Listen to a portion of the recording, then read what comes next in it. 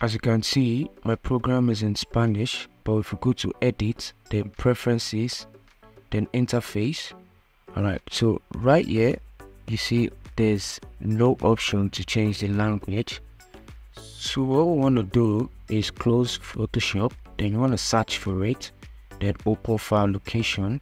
Alright, so right here you want to open file location, then you want to scroll down and scroll up to locales, open the file, then you want to change the name of this file right here. Okay, you want to rename it.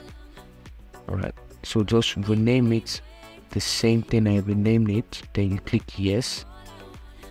Alright, now we're gonna open Photoshop again. So as you can see, the language is back to English. So if you get something from this video, make sure to leave a like, comment and subscribe to the channel.